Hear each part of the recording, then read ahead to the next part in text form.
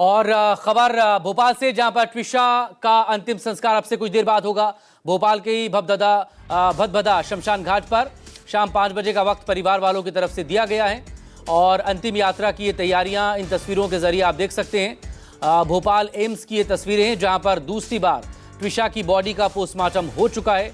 सबको postmortem report का इंतजार है, लेकिन इस सब के बीच परिवार के लिए बेहद भावुक ये लम्हा है।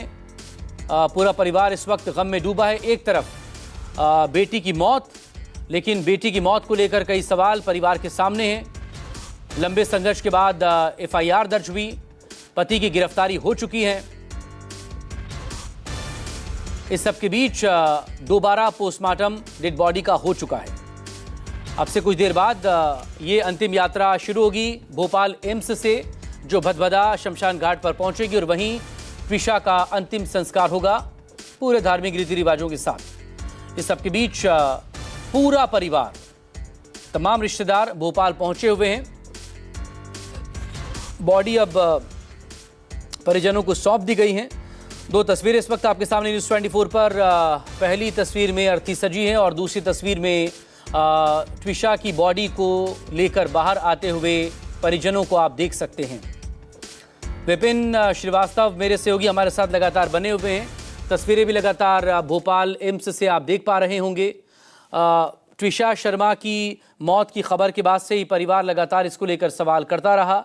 ससुराल वालों ने बताया कि उसने खुदकुशी की है, आत्महत्या की है, लेकिन परिवार पहले दिन से ही इस बात पर मजबूती से डटा हुआ है कि ट्विशा आत्महत्या नहीं कर सकती, बल्कि उसे टॉर्चर किया जा रहा था, उसका कत्ल हुआ है।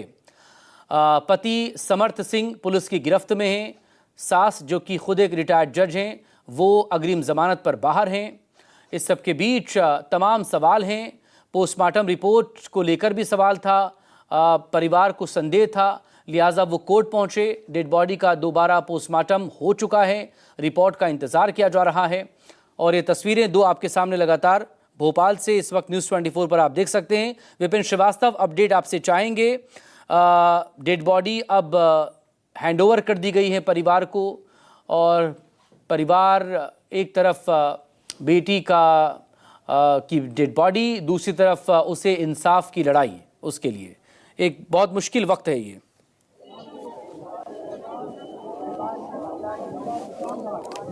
बिल्कुल बहुत मुश्किल वक्त है, और जो लड़ाई लड़ रहे थे अब तक 12 दिन हो चुके हैं। मैं ठीक पीछे आप देखेंगे तो ट्विशा की डेड बॉडी यहाँ पर सुपुर्द कर दी गई है और उसको लेके यहाँ पर रख दिया गया है। और यहाँ से ट्विशा की अंतिम यात्रा निकलेगी और सीधे शमशान घाट पहुंचेंगे। 5 बजे का जो वक्त था भदभदा शमशान घाट, वहाँ ले जाने की तैयारी हो चुकी है। परिवार वाले आप देख सकते हैं तस्वीरों में। इसी एम्बुलेंस से जो आप देख रहे हैं, इसी एम्बुलेंस से लेके जाया जाएगा भदभदा और यहाँ पर अंतिम संस्कार किया जाएगा। 12 दिन इसी भोपाल के एम्स में मर्चरी में ट्विशा की डेड बॉडी रखी हुई थी, क्योंकि पोस्टमार्टम जो हुआ था पहले उस पर सवाल खड़े किए थे लगातार परिवार वाले। और आज अब से कुछ देर पहले यहाँ पर पोस्टमार्टम भी हुआ है और एम्स की जो दिल्ली एम्स की टीम ने 4 सदस्यीय टीम यहाँ पर पोस्टमार्टम करके गई है।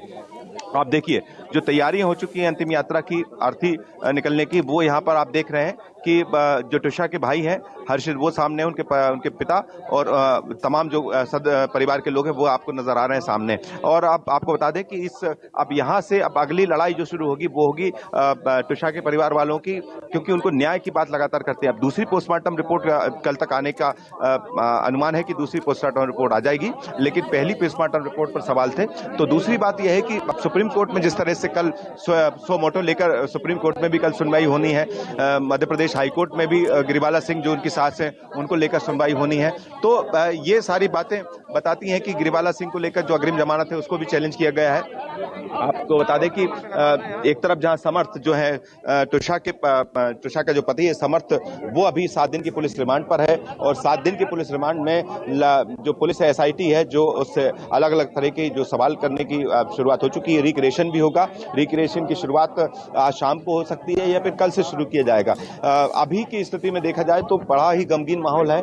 आप देखेंगे तो यहाँ परिवार वाले लोग हैं, परिवार के सदस्य हैं, उनका रो रो का बुरा हाल है, क्योंकि उन्होंने अब पूरे 12 दिन बाद तुषा के शव को यहाँ पर देखा है। और अब चूंकि वो वक्त आ चुका है जब अंतिम विदाई दी जाएगी तुषा को, और जो 12 दिन एक लंबा वक्त होता है, जब से लगातार तुषा के परिवार वाले वो लगातार इस बात की मांग जो कर रहे थे कि उनको न्याय नहीं मिला है, पुलिस उनकी जांच में सहयोग नहीं कर रही है, उन तमाम बातों के बीच एक ऐसा क्षण है, ऐसा वक्त है कि पूरा परिवार यहाँ पर जिस तरह से गमगीन है, रोता हुआ नजर आ रहा है। और आपको बता दें कि चूंकि अब से कुछ देर पहले तुषा के भाई जो है हर्षित ने भी कहा था कि हम जो है तुषा को इस वक्त देख नहीं पा रहे, क्योंकि उनका जो शव है वो इस स्थिति में है कि उसको देख के ही सहम रहे हैं लोग। तो इसलिए कि आपको बता दें कि लगातार जिस तरह की मांगे की जा रही थी कि तुषा को न्याय मिलना चाहिए, इसलिए अब जो अब दूसरी तरफ ये भी बात सामने आ रही कि सीबीआई को लेकर जिस तरह से मध्य प्रदेश की सरकार की तरफ से एक पत्र लिखा गया है, सिफारिश की गई है,